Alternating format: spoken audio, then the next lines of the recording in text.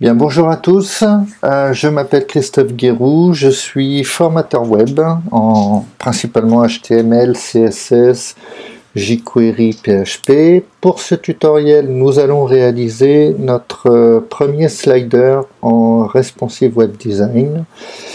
Le niveau requis, c'est un niveau intermédiaire, c'est-à-dire que vous devez connaître le HTML, CSS et le responsive et les bases du jQuery. Pour commencer, je vais commencer par vous expliquer le fonctionnement d'un slider. Alors, pour faire un slider, nous avons besoin de créer un bloc. Pour faire ce slider, on va créer un bloc qui sera centré au milieu de la page. À l'intérieur de ce bloc, on va vouloir mettre une liste d'images, donc une balise UL avec des balises ELI à l'intérieur et à l'intérieur de chaque ELI des images. On va vouloir mettre également un bouton qui va permettre de défiler vers la gauche et un autre bouton qui va permettre de défiler vers la droite. Par défaut, on voudra que le slider défile automatiquement dès le lancement de la page. Ensuite, dès qu'on survolera un bouton, on fera en sorte que le défilement s'arrête. Dès qu'on quittera le bouton, on fera en sorte que le défilement reprenne. Et puis lorsqu'on sera amené à cliquer sur un bouton, eh bien, on fera défiler les images une par une. On rajoutera également une petite fonctionnalité pour éviter, lorsque l'on clique plusieurs fois sur le bouton, que les clics soient enregistrés et qu'il y ait plusieurs slides d'affilée. C'est-à-dire que tant que l'animation ne sera pas terminée, on ne pourra pas cliquer sur le bouton. En tout cas, on pourra cliquer, mais ça n'aura aucun effet. Alors, pour faire ceci, on va avoir besoin de créer ici un bloc. On peut utiliser une balise div. On va le positionner en relative, de telle sorte à pouvoir positionner ici les éléments à l'intérieur en absolute. Donc à l'intérieur de ce div, on mettra ici un span pour cette icône, un autre span pour cette icône. On les positionnera chacun en absolute. Comme le parent est positionné en relative, on pourra les positionner en absolute par rapport au positionnement du parent. Et puis on mettra celui-ci en left 0, top 45 ou 50%, et celui-ci en right 0, top 45 ou 50%. Alors, ce qu'il faut savoir, c'est qu'au moment où on va vouloir mettre les LI à l'intérieur en float left, le fait de mettre les float left à l'intérieur, eh bien, on va avoir ce parent ici qui va remonter à 0 pixels de haut, et donc on ne pourra plus mettre ces deux éléments en top 45%.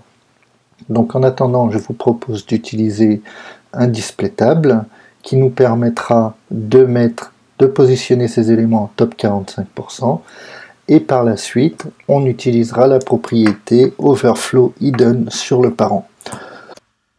On va avoir besoin, comme je vous l'ai dit, à l'intérieur de mettre un UL.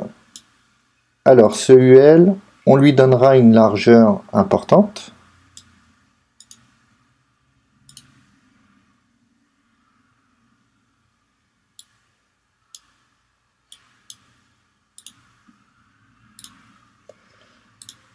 Alors, ça ne va pas fonctionner.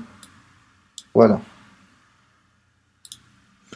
Ce UL, on lui donnera une largeur de 9999 pixels. Alors, on pourrait récupérer en jQuery le nombre de LI et puis faire en sorte en jQuery qu'il ait exactement la bonne taille, mais en tout cas, ça ne va pas nous déranger. On mettra une valeur assez importante, 9999 pixels par exemple. À l'intérieur, on va retrouver, alors nous on va faire un slider avec trois images, donc on va retrouver 3 LI.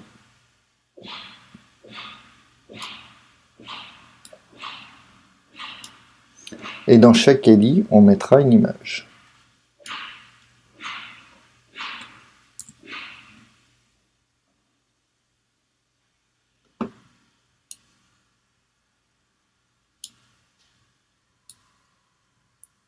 Voilà, on mettra 3 ELI côte à côte.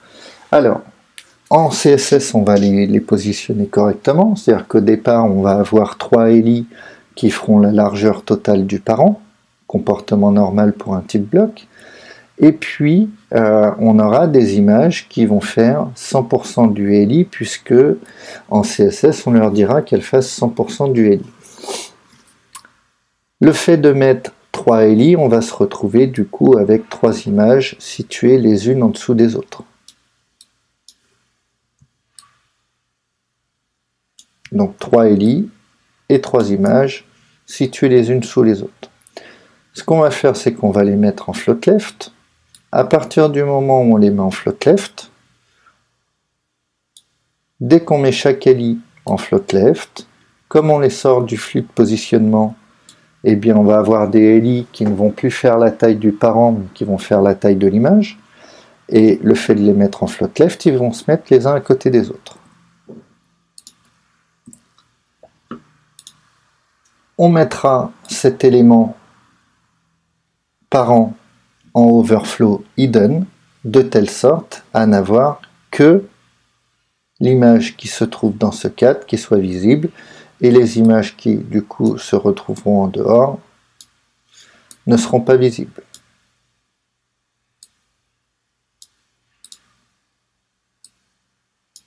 Voilà, grosso modo, hein, c'est juste un petit schéma pour vous montrer comment ça va fonctionner.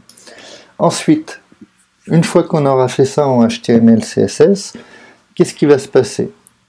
On va vouloir faire défiler le UL, ici, à l'intérieur de ce cadre. Donc pour ça, c'est pas bien compliqué. On mettra ce UL en position relative de telle sorte à pouvoir l'animer avec jQuery en utilisant la méthode animate. Et puis avec la méthode animate, eh bien on changera simplement la position pour prendre ce ELI, le ramener par ici. Donc ça décalera tout ce qui se trouve à l'intérieur. On prendra le ELI, ainsi que les images qui sont à l'intérieur. Va y avoir une animation qui va s'effectuer comme ceci. Et une fois que l'animation sera effectuée, eh bien nous prendrons cette image, le premier ELI, pour le coller à la fin, après le dernier ELI, et nous remettrons le UL en position left 0. Alors je vais faire des images de taille identique, tant qu'à faire. Voilà, une image, 2 images et 3 images.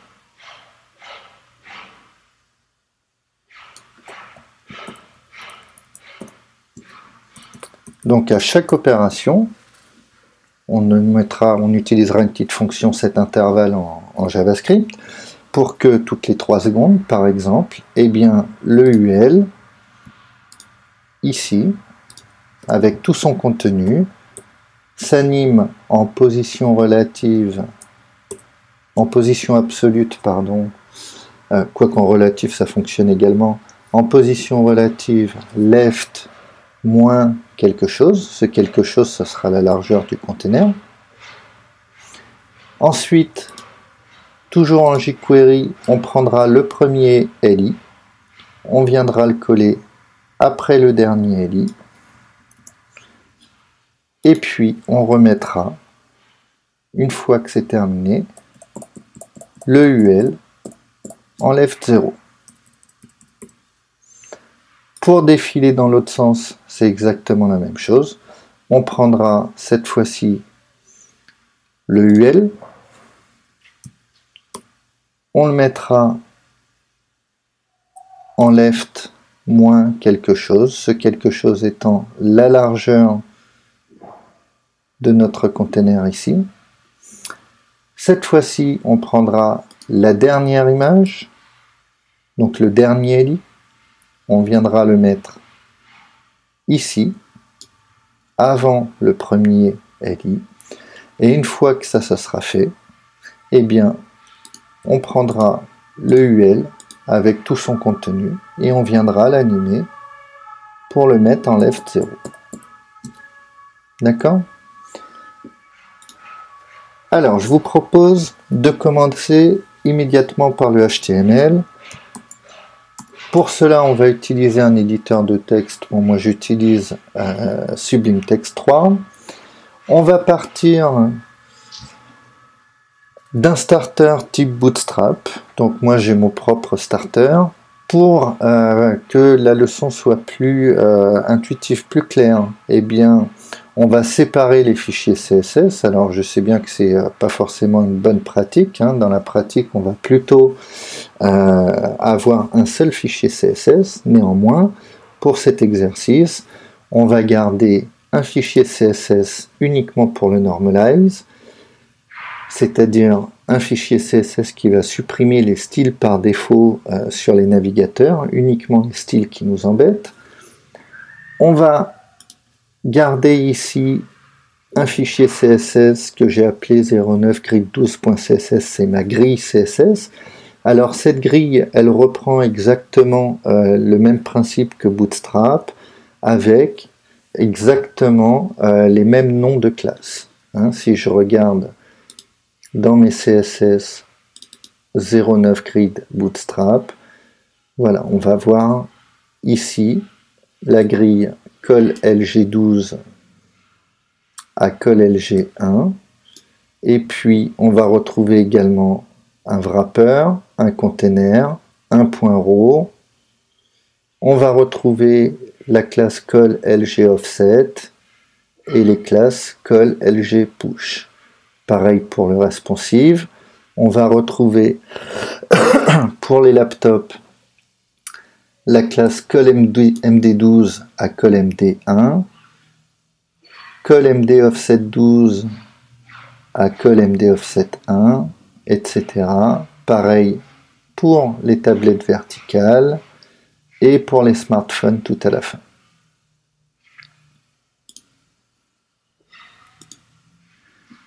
On va prendre ici un fichier CSS qu'on va créer uniquement pour ce TP, donc on va l'appeler 11-tp.css. Et puis pour cet exercice ici, c'est un petit CSS avec une police d'icône.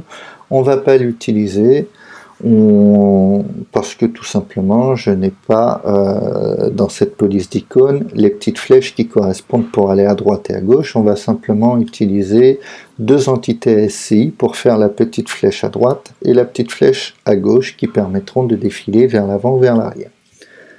Bien entendu, le HTML5 chiffre pour les navigateurs inférieurs à IE9 qui ne comprendraient pas les nouvelles balises HTML5. Donc même si on ne va pas en utiliser ici systématiquement par défaut, je mets toujours le HTML5 chiffre pour les navigateurs inférieurs à IE9. Et puis bien entendu notre balise MetaViewPort pour fixer le device et éviter ainsi les redimensionnements non souhaités sur les mobiles et tablettes. Alors, pour ce qui est du HTML, on va devoir créer ici un bloc. Alors, je vous propose d'abord d'utiliser la classe container de Bootstrap. On va créer un div classe container qu'on va fermer ici. On a vu dans notre explication qu'on devait créer ici un cadre, un élément bloc. On va l'appeler .slider, div class slider, et c'est à l'intérieur de ce div class slider qu'on va créer une balise UL avec 3 ELI. Et à l'intérieur de chaque ELI, on va mettre une balise IMG. Cette balise IMG, eh bien, on va aller chercher une image qui se trouve dans mon fichier IMG, dans mon dossier IMG. On va l'appeler slide1.jpg. Et puis on aura comme ça 3 slide. On a dit qu'on allait créer 2 boutons. Alors, je reviens sur les boutons.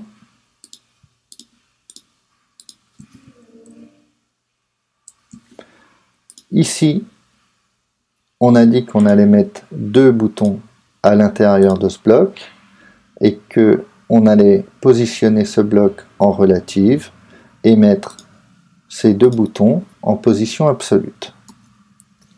Donc c'est exactement ce qu'on va faire. Alors vous avez remarqué que je tapais un petit peu vite les ouvertures et fermetures de balises, c'est parce que j'ai installé un petit plugin qui s'appelle Emmet et qui permet de taper des raccourcis pour aller un petit peu plus vite. Ça va ouvrir et fermer automatiquement les balises ou taper automatiquement les classes égales et ID égale.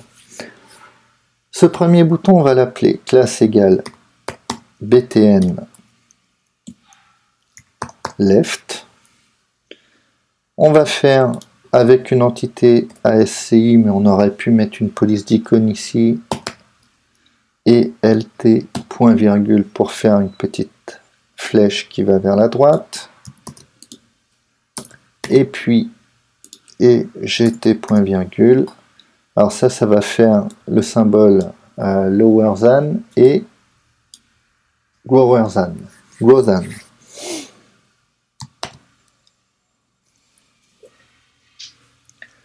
Maintenant qu'on a fait ça, eh bien on a créé tout le HTML nécessaire pour faire notre slider. On va aller chercher quelques images sur le web.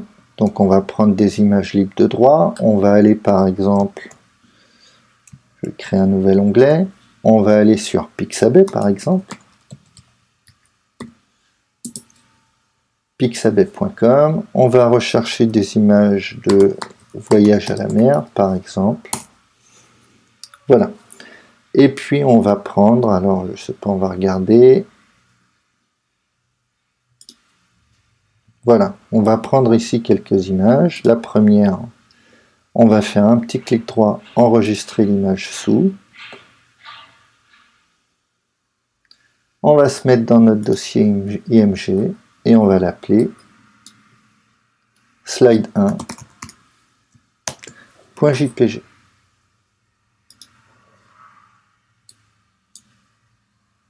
Alors, moi je vais remplacer parce que j'en avais déjà une qui s'appelait comme ça. Si je regarde mes images,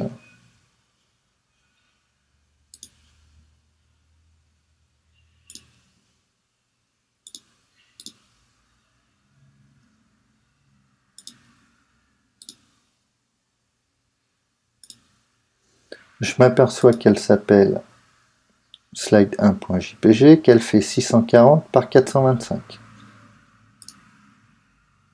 On va essayer de trouver 2 autres images qui font les mêmes dimensions. Normalement, ici, on devrait avoir des images qui font à peu près la même dimension. Enregistrer l'image sous. On va l'appeler slide2.jpg.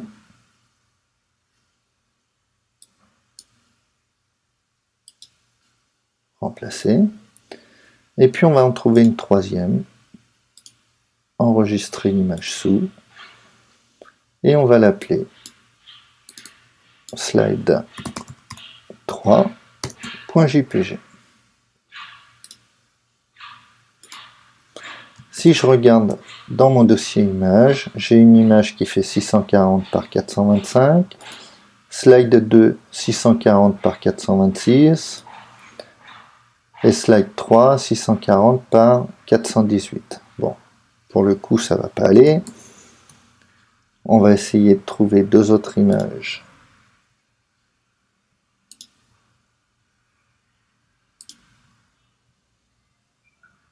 Enregistrer l'image sous.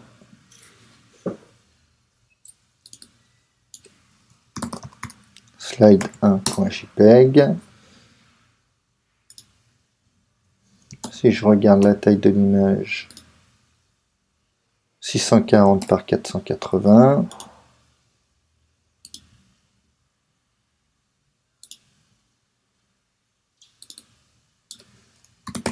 Slide 2. remplacer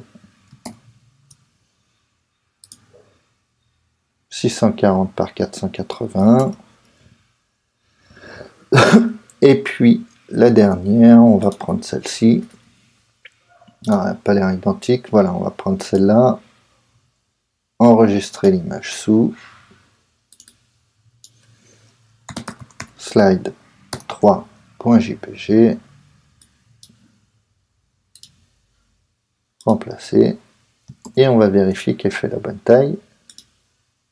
Voilà, 640 par 480. Donc j'ai 3 images de taille identique. Je vais pouvoir maintenant m'occuper de la partie CSS.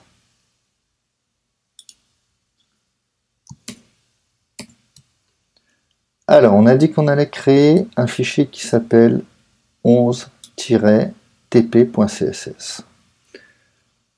CTRL N, CTRL S pour sauvegarder.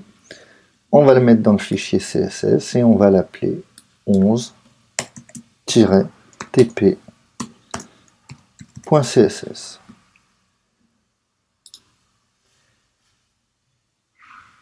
Je reviens sur mon fichier HTML. On va vouloir utiliser du jQuery pour animer notre slider, donc on va avoir besoin de la bibliothèque jQuery. On va retourner sur Internet.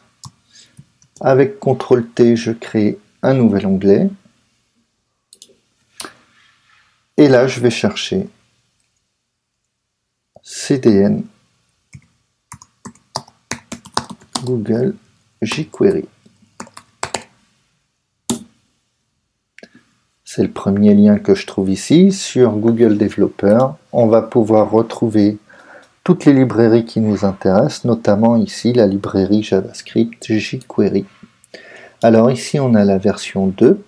La version 2 qui est compatible pour les 2 dernières versions d'Internet Explorer. Si vous souhaitez faire quelque chose de compatible avec IE8, IE7, il faudra aller sur le site de jQuery et prendre plutôt la version 1.11. En tout cas, la dernière version de la version 1.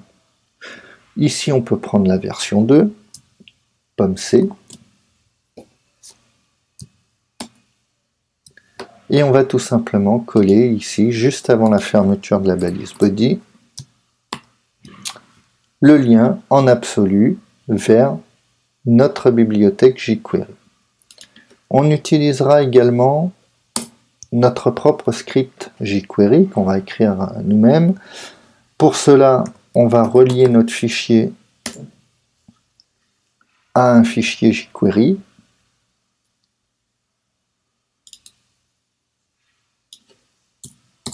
Alors, moi j'ai créé un dossier qui s'appelle JS et dans lequel on mettra 11-tp.js. Voilà, pour la partie HTML, on a terminé. On va s'attaquer maintenant à la partie CSS. Pour la partie CSS, on va revenir sur notre explication. On a tout d'abord besoin de mettre cet élément en relative. Donc c'est exactement ce qu'on va faire. On a ici un élément qui s'appelle class_slider. On va mettre .slider, position relative. On le mettra plus tard en overflow hidden. On a vu que pour masquer ce UL qui sera suffisamment long et qui débordera du bloc et de la page, et bien pour le masquer, on mettra la propriété overflow hidden sur ce div class_slider.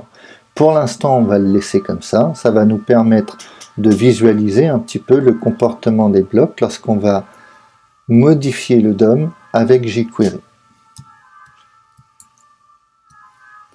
Pour le UL,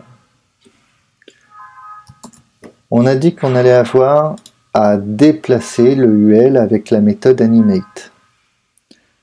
En réalité, on ne va pas le déplacer, on va le positionner. À partir du moment où on le met en position relative, on aura son point 0x, 0y ici.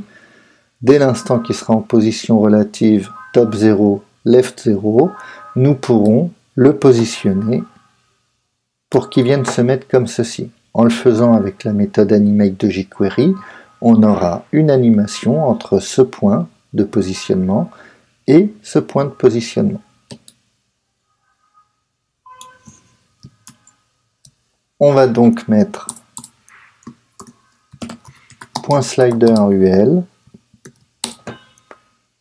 position relative,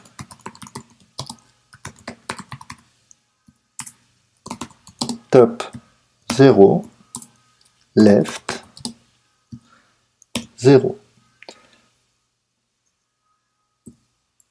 Par défaut, la plupart des navigateurs affichent un padding left sur le UL, donc nous on va retirer ce padding. Donc ça c'est des styles qui ne sont pas retirés par défaut sur le normalize, donc on va le faire manuellement.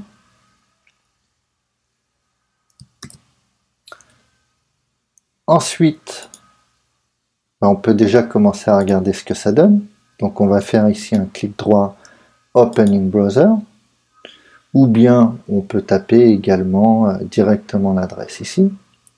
Donc là pour l'instant on a bien un container ici qui fait 1240 pixels. Alors il fait 1240 pixels parce que dans mon grid12.css ici, si je vous le montre à nouveau, grid12.css, vous allez voir que j'ai ici un container qui fait max width 1240 pixels avec un margin auto.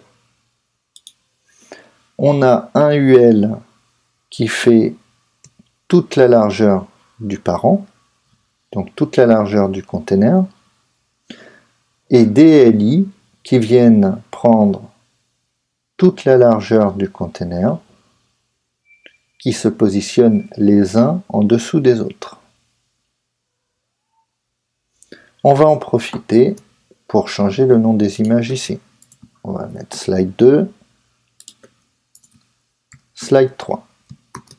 CTRL S, pomme S. Je recharge ma page et je vois bien que j'ai mes 3 LI qui prennent la largeur totale de la page et qui se positionnent normalement les uns en dessous des autres. J'ai des images qui font ici 100% du parent, encore une fois parce que dans mon grid12.css, j'ai dit que toutes les images devaient faire 100%. Alors, ce qu'on a besoin de faire, c'est déjà de supprimer les petites puces qui sont ici, qui n'ont pas été supprimées par défaut par le normalize.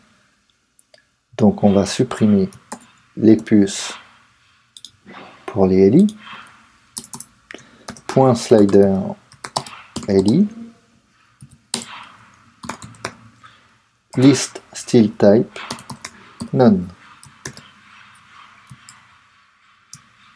Je recharge ma page, les puces ont disparu. On va mettre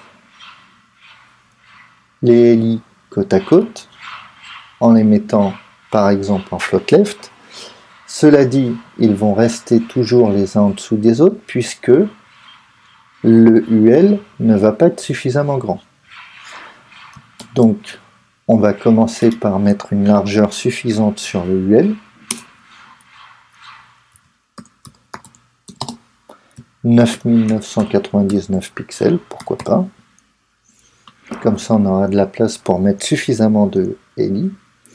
Et puis pour chaque LI, eh bien on va mettre float de point left.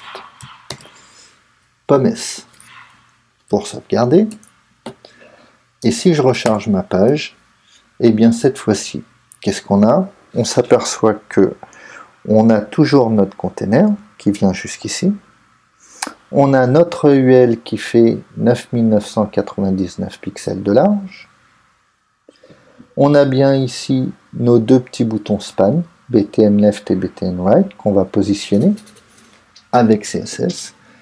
Et puis ici, on a des tailles d'images qui sont revenues à leur taille d'origine. Alors pourquoi?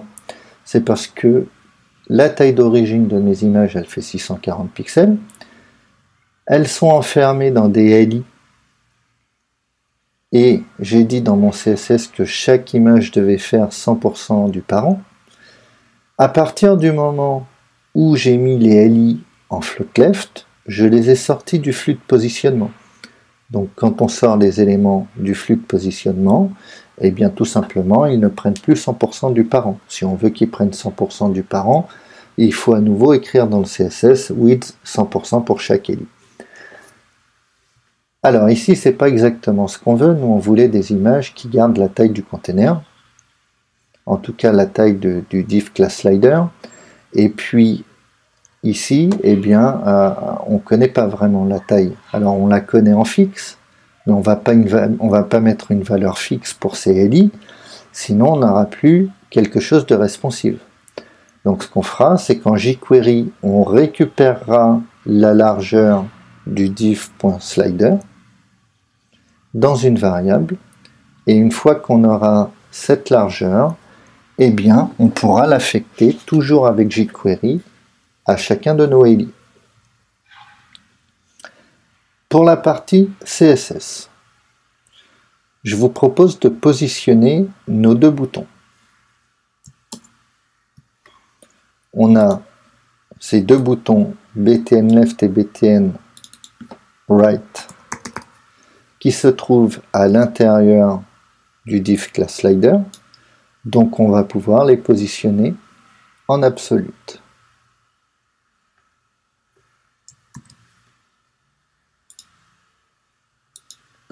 Ici, on va faire point BTN left, virgule, point BTN right. On va leur donner une couleur, blanc. On va leur mettre un petit padding de 15 pixels. Un background en RGBA 0,0,0,5. Donc on va avoir du noir avec 0,5 d'opacité. Et puis on fera un petit effet pour le hover. Donc on va faire une transition. 2 points. All. Qui se fera en une demi-seconde. Pour les navigateurs un petit peu anciens, on va rajouter les préfixes -mose et -webkit.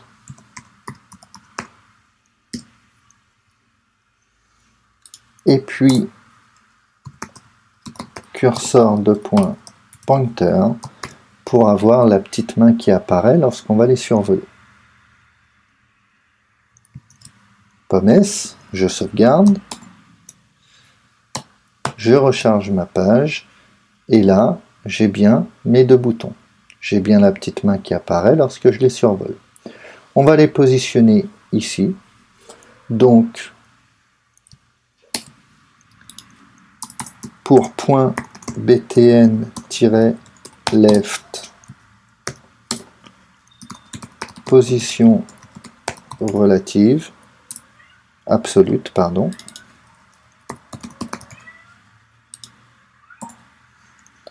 Top 45%, left 0.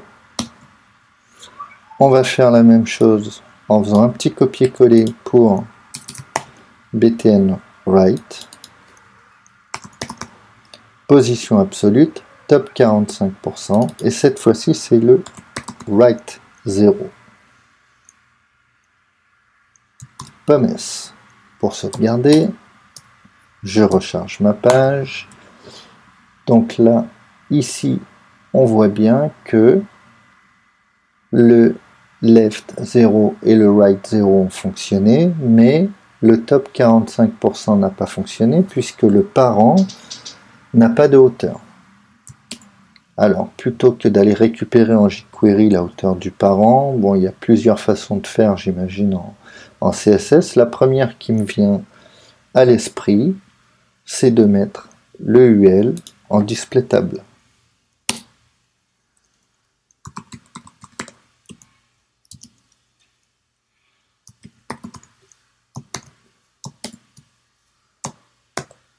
Voilà, donc on a bien nos boutons qui sont positionnés correctement. On va faire, pour terminer les CSS, l'état survolé de nos boutons.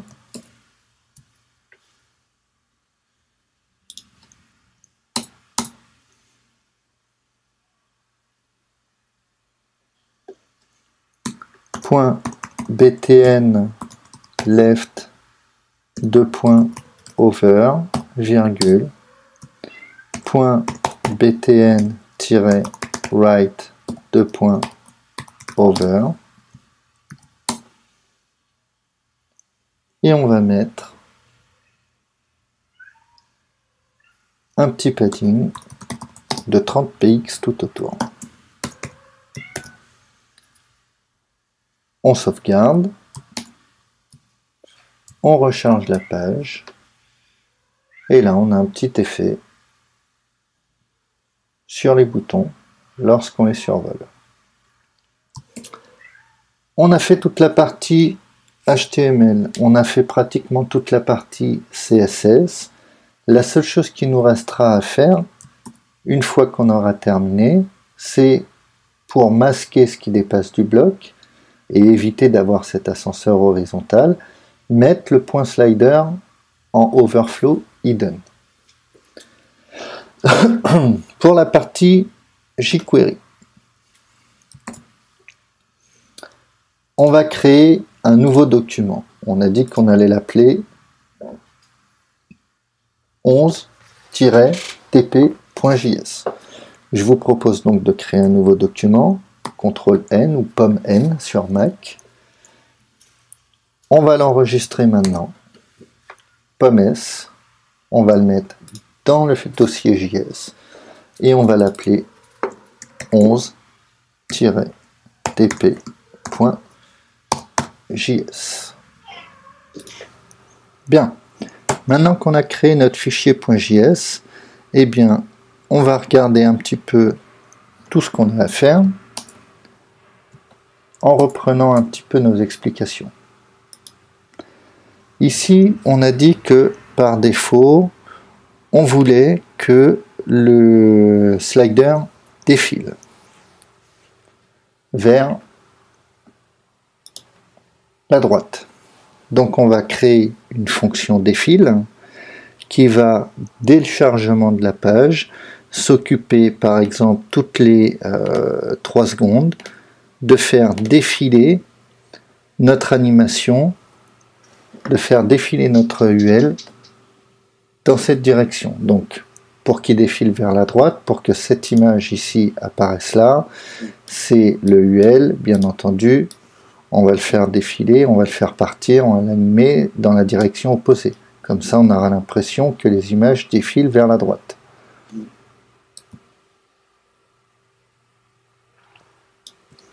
On va avoir besoin de créer, alors on va mettre déjà le $function,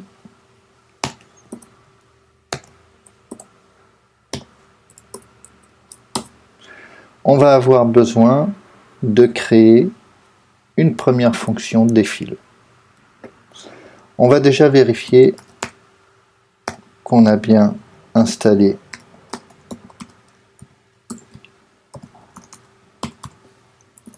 jQuery correctement, pomme-S.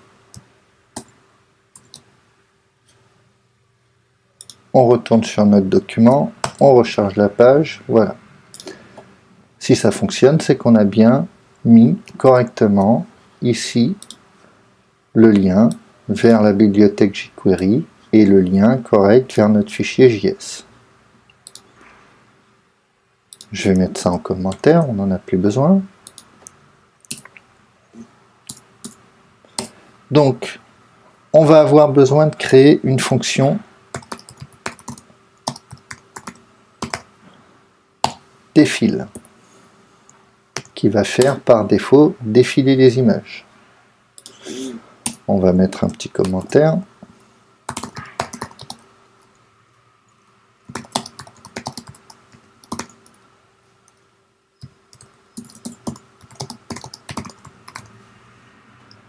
On va avoir besoin également de créer une deuxième fonction qui va faire défiler le slider dans l'autre direction.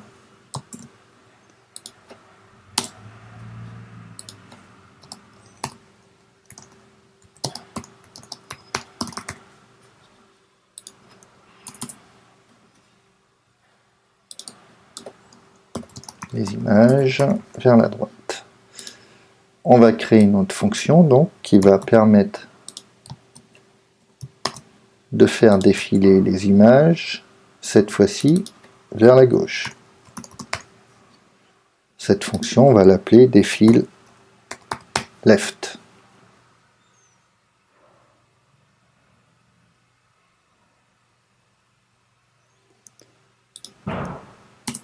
Ensuite, on a dit qu'on voulait, lorsque l'on survole le bouton, que la fonction défile left ou défile right s'arrête.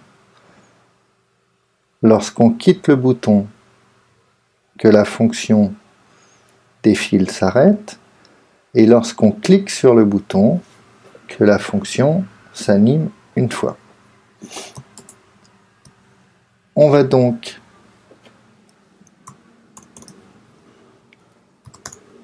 écrire un petit script pour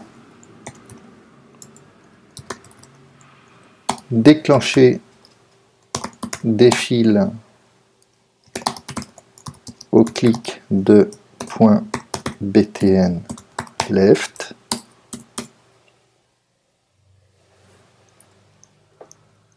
Donc on aura $ entre parenthèses .btn left .click function.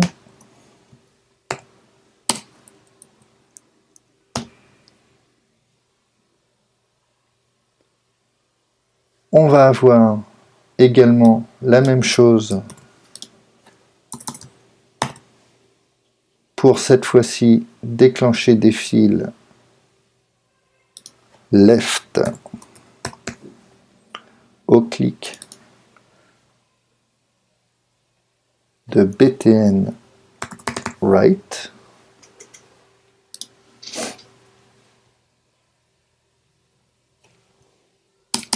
Et puis ici, on va devoir écrire un petit script pour déclencher la fonction défile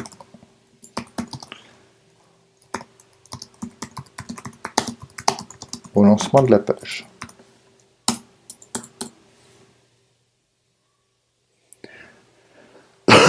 Déjà, pour lancer la fonction défile au lancement de la page, on devra créer une variable avec cet intervalle qui déclenche défile toutes les 3000 millisecondes, donc toutes les 3 secondes.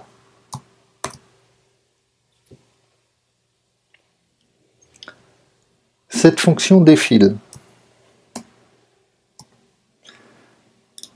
elle va animer le UL en le positionnant ici et en le mettant en moins quelque chose. Ce moins quelque chose, c'est la largeur de point slider. Alors nous on la connaît, on sait que c'est 1240 pixels, mais quand on va passer en responsive, quand on va diminuer la taille d'écran, quand on va passer au format mobile ou au format tablette, eh bien on va avoir ici un point slider qui va diminuer, Et comme on a mis dans notre CSS ici, on a un point slider qui fait la largeur totale du point conteneur, et on a mis dans notre CSS pour le point conteneur un max width 1240. Dès qu'on va arriver sur des écrans inférieurs à 1240, on aura un point conteneur qui fera 100% de la page, 100% de la largeur de l'écran. Cette largeur, on ne la connaît pas sur différentes tablettes, en mode vertical, en mode horizontal, sur les smartphones en mode vertical ou horizontal, on aura toujours des tailles différentes. C'est la raison pour laquelle on va récupérer cette largeur en jQuery.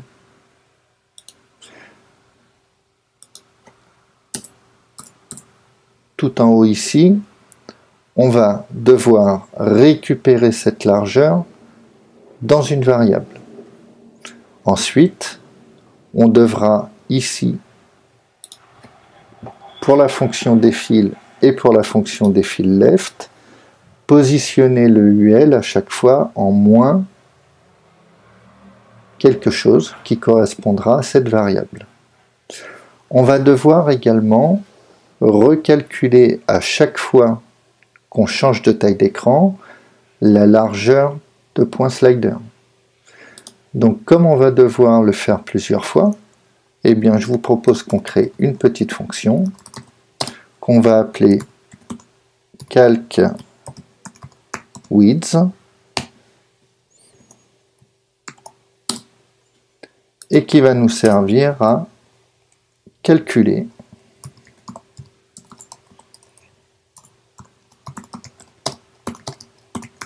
la largeur du slider.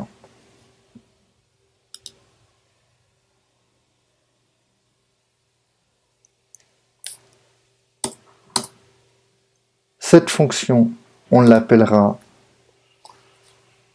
dès le chargement de la page, pour qu'elle connaisse dès le départ la largeur du slider et qu'on puisse l'affecter à chacun de nos LI.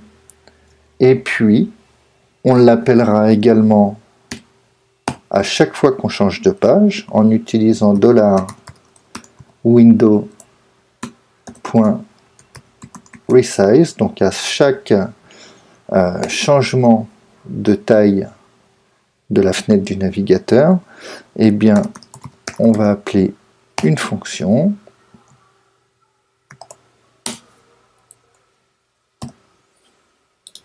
et ici on appellera notre fonction calcWidth. Cette fonction calcWidth, elle est très simple à écrire. On va créer une variable qu'on va appeler W égale $.slider .width. Alors notre slider, il n'a aucun margin, aucun padding, donc on peut utiliser directement la méthode .width, on sait qu'on va avoir la valeur correcte. Si on veut vérifier que ça fonctionne, eh bien on va ici l'affecter, on peut même faire un petit return ici, W, et puis en dehors de la fonction,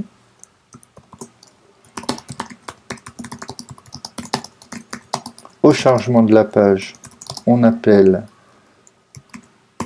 calc width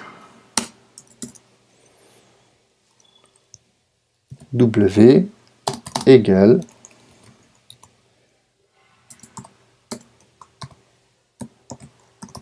calc width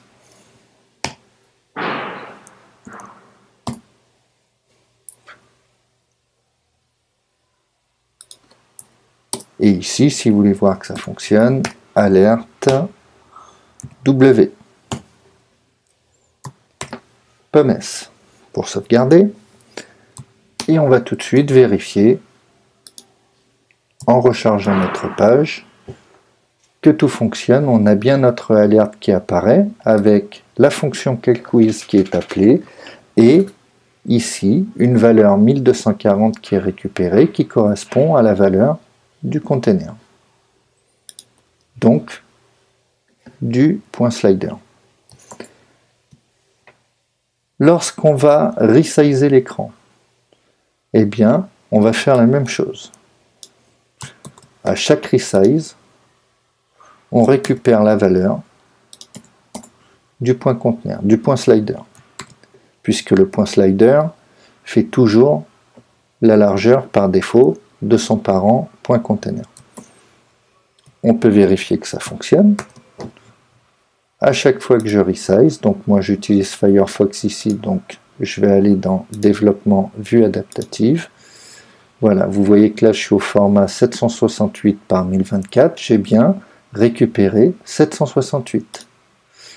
Si je change de taille, je suis en 1024 par 768, cette fois j'ai bien récupéré 1024. Si je passe au format mobile, j'ai bien 360.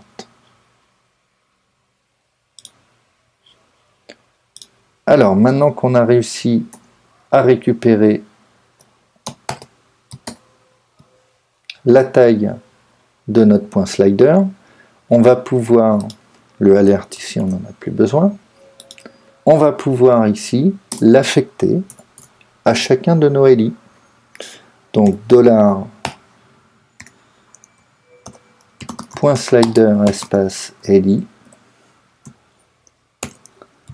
On va utiliser la méthode CSS. Et là, on va mettre width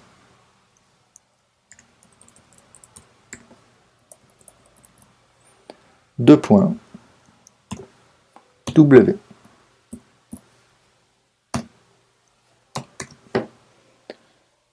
On peut déjà vérifier dans le navigateur pour s'assurer que les LI prennent bien la largeur du container à chaque fois qu'on resize.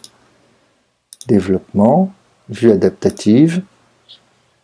Ici, je suis au format mobile, j'ai bien un LI qui fait la taille de l'écran. Je passe au format horizontal, format tablette, tablette horizontale, format laptop. À chaque fois, j'ai des LI qui font la taille du container. Maintenant qu'on a fait ça, on va pouvoir s'occuper des fonctions. Notre fonction défile qui est appelée toutes les 3 secondes grâce à cette ligne. Alors ici, cette fonction, la première chose qu'on doit faire, c'est dès l'appel de la fonction, récupérer la taille du slider.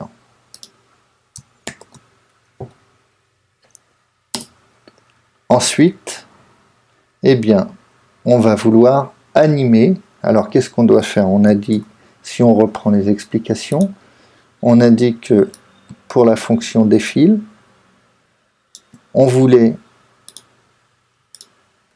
animer le slider ici, enfin animer le UL jusqu'ici, prendre, alors l'animer pardon, avec les balises LI qui sont dedans,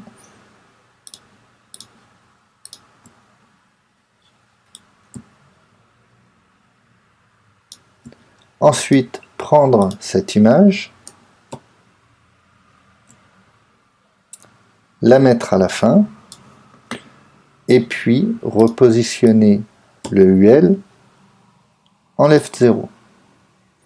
Alors pourquoi est-ce que j'anime d'abord le UL? C'est parce que je veux que mon changement d'image se fasse ici, en dehors du bloc. Donc j'anime d'abord mon UL avec mes images dedans, et une fois que le déplacement est terminé, c'est seulement quand le déplacement est terminé que je prends cette image et que je la mets ici. De telle sorte que ici, à l'intérieur du bloc qui nous permet de visualiser les images, vu que la partie extérieure va être invisible grâce à Overflow Hidden sur le slider, eh bien le changement d'image ici va être complètement invisible à l'utilisateur. À l'écran, on ne verra rien du tout. Alors, comment est-ce qu'on fait ça en jQuery? Eh bien, pour animer le UL, on va cibler le UL, point slider UL.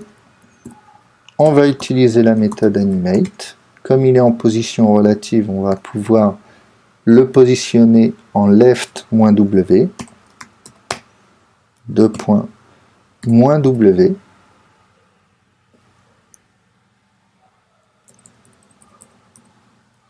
On va mettre les accolades quand même. Et puis on va lui donner une durée pour l'animation. 2000. Bien, maintenant qu'on a une animation qui fonctionne, pour déplacer le premier ELI et le mettre après le dernier ELI, eh bien nous allons cibler en jQuery le dernier ELI, point slider ELI last, sur lequel on va appeler la méthode jQuery after. Et là, alors je vais mettre les points-virgules maintenant, et là on va lui dire de mettre le premier, donc $, slider li first. Et enfin, on va remettre $.slider ul .css left 0 left 2.0. Alors ici ça va pas fonctionner comme on veut.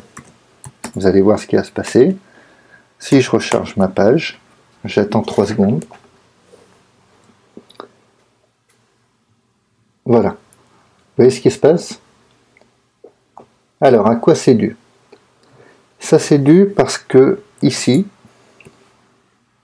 on a ces 3 lignes qui s'exécutent en même temps. En réalité, ce qu'on veut, nous, c'est d'abord effectuer le déplacement, et seulement une fois que le déplacement est fait, eh bien, on veut prendre la première image pour le premier ELI pour le mettre à la fin, et repositionner le UL en left 0. Donc pour ça, on va utiliser ce qu'on appelle un callback. Ici, on va rajouter un 3e argument. On va déclencher une fonction.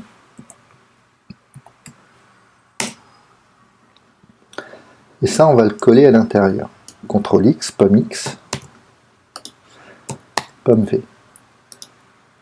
Voilà.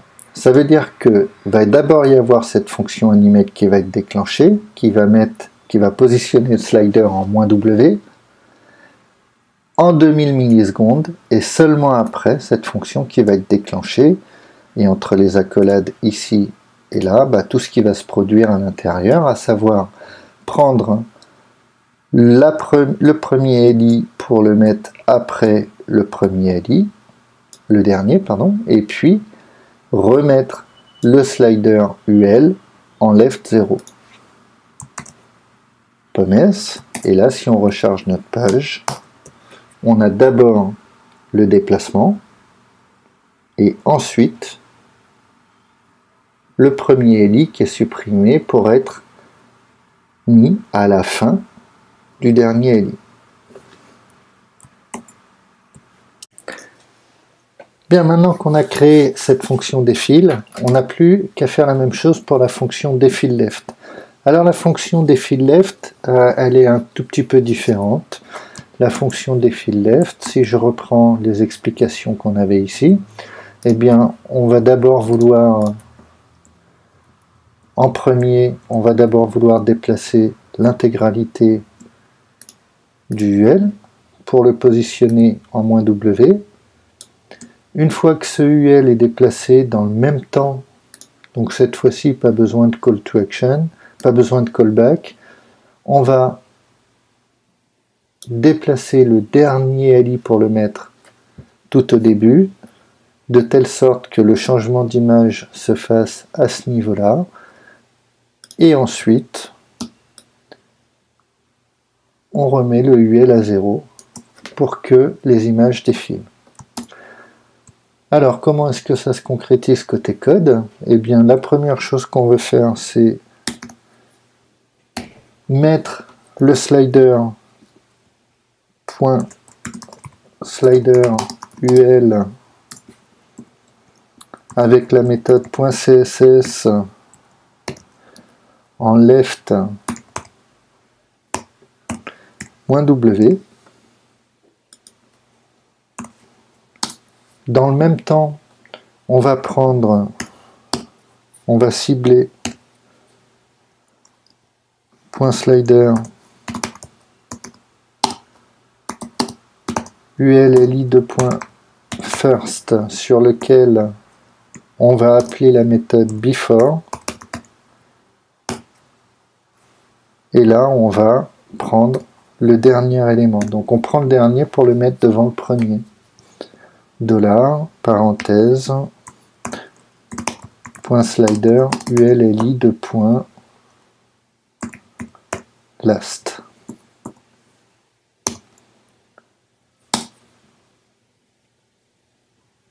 Et maintenant, on n'a plus qu'à faire l'animation. Dollar .slider UL .animate left 2.0 virgule 2000 pour l'animation.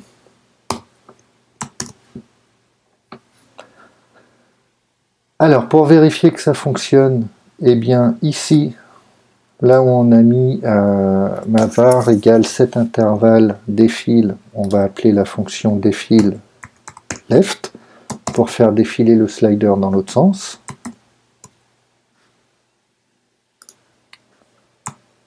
Je recharge ma page. Et là, j'ai bien mon slider. Donc on voit bien que de ce côté ici, c'est de ce côté que ça se passe avant le défilement. On a bien l'image qui est créée à l'extérieur ici, qui est la dernière qui est mise avant la première, et puis, dans le même temps, le déplacement qui se fait. Donc on va remettre la fonction défile par défaut. Il nous reste maintenant à faire, à programmer les actions pour le bouton BTN left. D'ailleurs, je m'aperçois qu'il y a une petite erreur ici. Déclencher, déclencher, et puis là c'était BTN right. Alors BTN left, eh bien on va lui dire, lorsqu'on clique sur le bouton BTN left, eh bien on va tout simplement déclencher la fonction défile.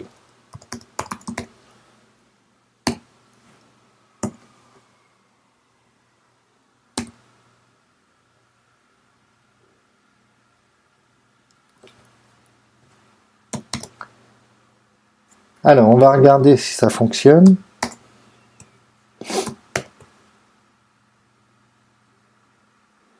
Alors, quand on va cliquer sur ce bouton,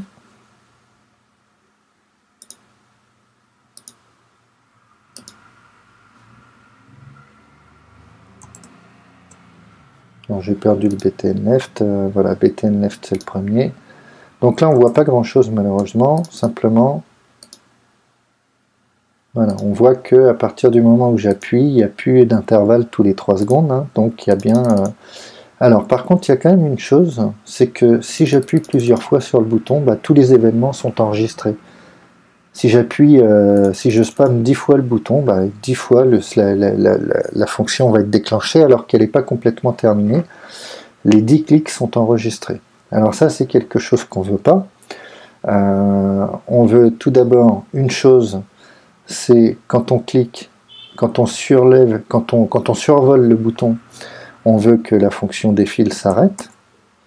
Donc Ici, on va mettre, on peut chaîner, hein, on n'est pas obligé de répéter à chaque fois $btnleft.click, $btnleft.mouseleave, etc. On va pouvoir chaîner les fonctions. Donc, on va faire un chaînage de fonctions ici. .mouse enter. On va déclencher une fonction pour le mouse enter. Et là, bah, tout simplement, on va arrêter. Clear intervalle défile. Alors, c'est pas défile, pardon, c'est mavar.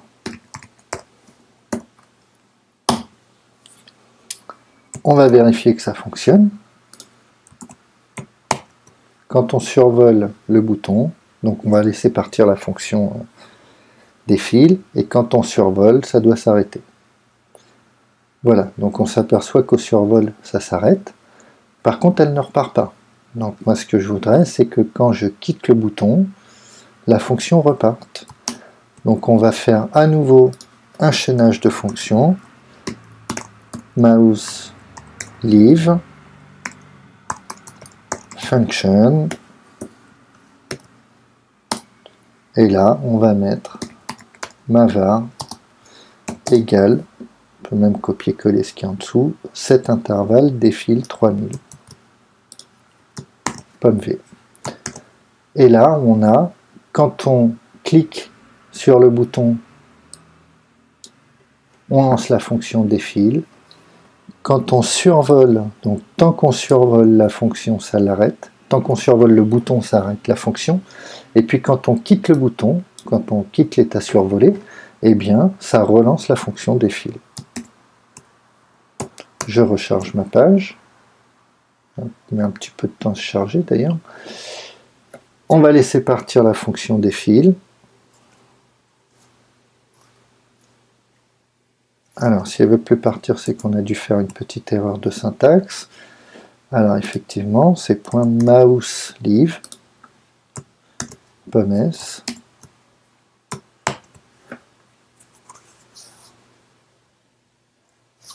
Voilà, ma fonction défile est partie. Je survole le bouton btnleft, ma fonction s'arrête. Si je clique, ma fonction défile. Et si je quitte le bouton, ma fonction défile repart. Alors là, on était sur le bouton left, ce qui fait que quand je clique dessus, bah, c'est la fonction défile qui marche, alors qu'en fait, c'est la fonction défile left que je voulais déclencher. J'ai fait une petite erreur ici. Ici, c'est la fonction défile left que je voudrais enclencher pour faire slider le slider dans l'autre sens. Je recharge ma page. Je laisse ma fonction partir. Au survol, elle s'arrête. Si je quitte, elle repart. Et quand je clique, voilà, j'ai bien mon slider qui défile dans l'autre sens, qui m'affiche l'image précédente au lieu de l'image suivante. On va faire la même chose pour le bouton suivant. Alors pour le coup, le bouton btnWrite, c'est exactement la même chose, sauf que cette fois-ci, ça va être la fonction défile qu'on va appeler. Pomme C,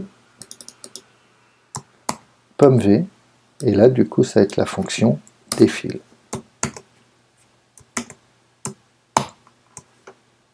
Je recharge ma page, je laisse la fonction défile partir. À l'état de survol, mon défilement s'arrête. Quand je clique, ça l'envoie.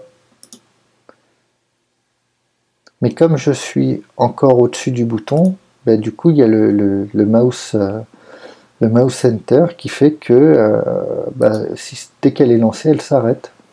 Si je quitte le bouton, elle repart. Alors il reste une petite chose à faire, on l'a déjà remarqué juste avant, c'est que si je clique plusieurs fois d'affilée, voilà.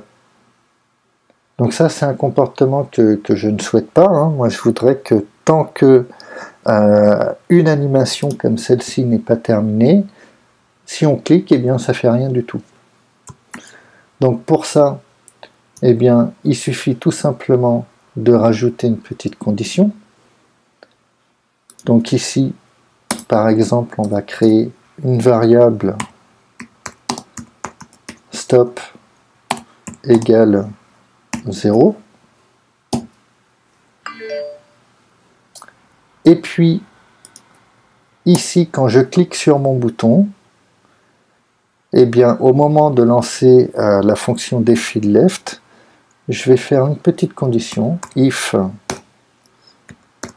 stop égale 0, à ce moment-là, je lance ma fonction defillLeft.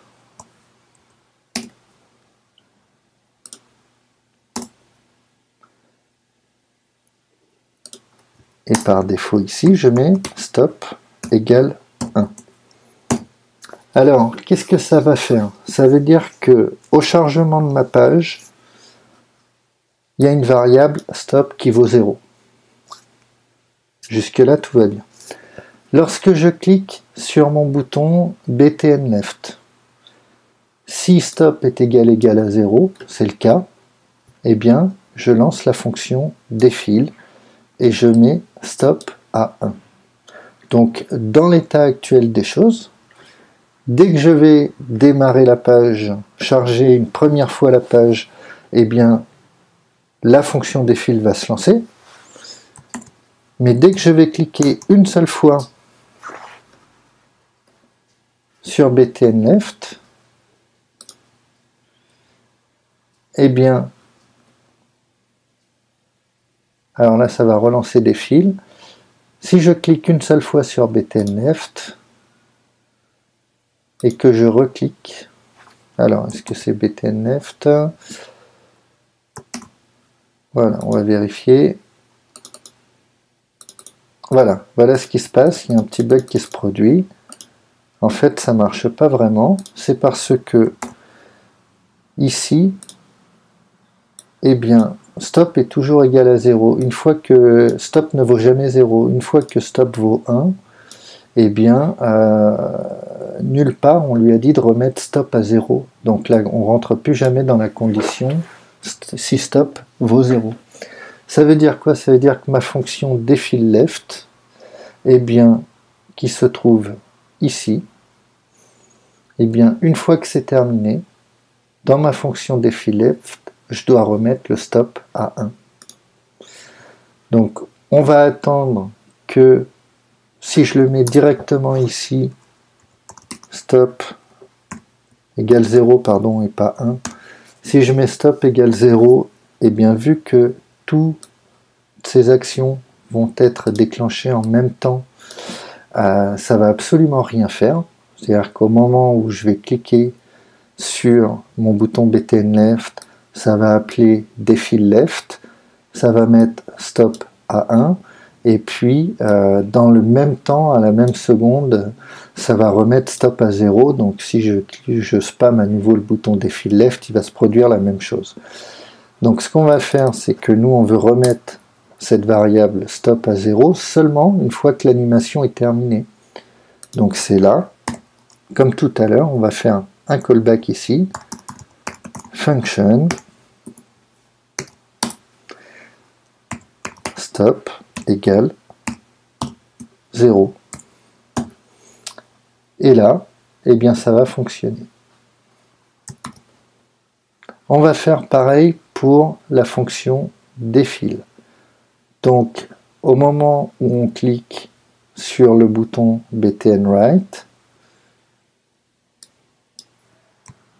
je vais carrément copier-coller toute cette petite portion, pomme C, pomme V, if stop est égal à 0, je lance la fonction défile, et je remets stop à 1. Donc à ce niveau-là, la fonction défile est appelée. Et ma fonction défile, eh bien, elle déplace mon slider en 2000 millisecondes.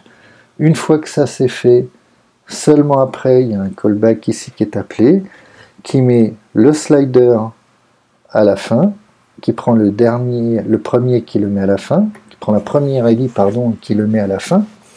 Ensuite, qui remet le slider en .css.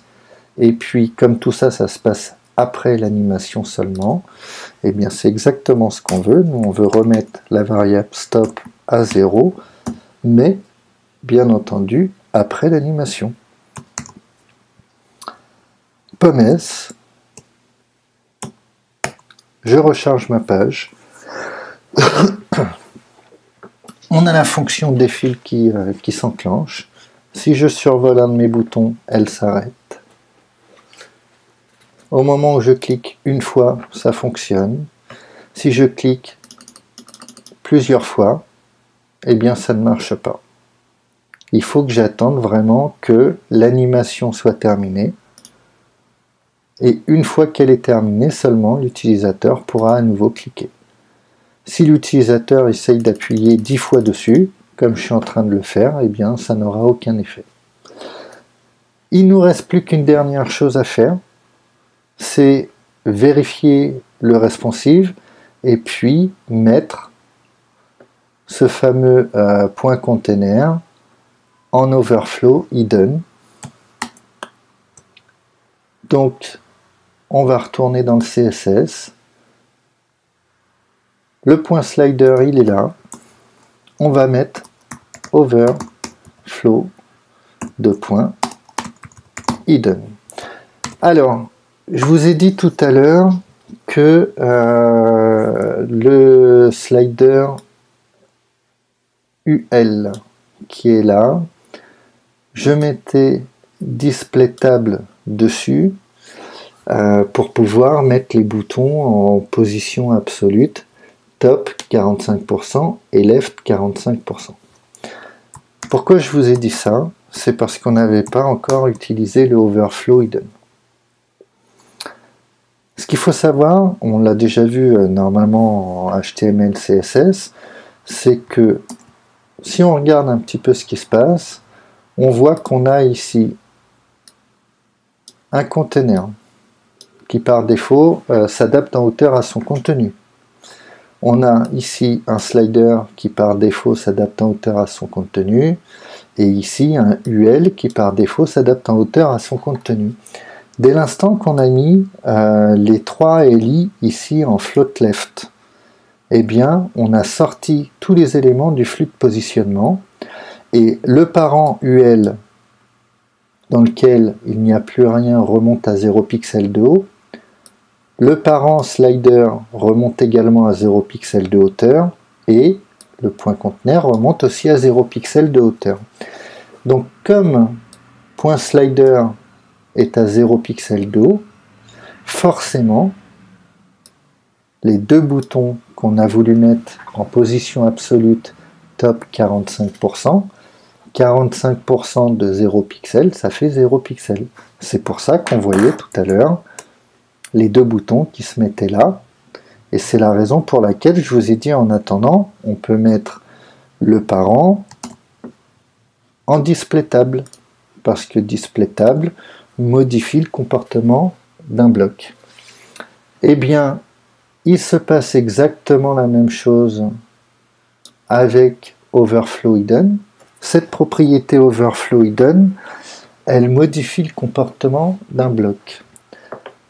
À savoir, la première chose que fait la propriété overflow hidden, c'est qu'elle va masquer tous les éléments qui sortent du bloc, comme ici, tout autour, ici, à gauche et à droite. Et puis la deuxième chose que va faire la propriété hidden, c'est que elle va prendre en considération les enfants en float pour le calcul de sa hauteur. Quand je mets overflow hidden sur un parent, s'il a des enfants flottants, eh bien il fera la hauteur de ses enfants flottants. Ça veut dire quoi? Ça veut dire que si normalement, on met ça en commentaire. On devrait toujours avoir nos boutons qui sont bien positionnés. Je recharge ma page et vous voyez que mes boutons sont toujours bien positionnés. Il nous reste à voir la partie responsive. On va passer en vue adaptative. Là, on est au format ordinateur portable. Si je passe au format tablette verticale, j'ai toujours mes boutons qui sont centrés au milieu. Si je passe en mode tablette horizontale, tout va bien. J'ai toujours des boutons qui sont centrés verticalement. Si je passe au format mobile, ici tout va bien. Je pourrais à la limite diminuer la taille des boutons, mais là je trouve qu'ils sont de taille correcte. En mobile, format horizontal, alors là pour le coup, c'est pareil, tout va bien. On a des images qui sont un peu hautes, mais c'est le format d'image qu'on a choisi au départ. On peut pas, à moins de les rogner dans Photoshop, on peut pas faire grand chose. Et pour le coup, on a, avec très peu de code au final, puisque si on regarde le HTML, on a vraiment un code qui est très limité. Si on regarde le CSS, on n'a pas beaucoup plus de code.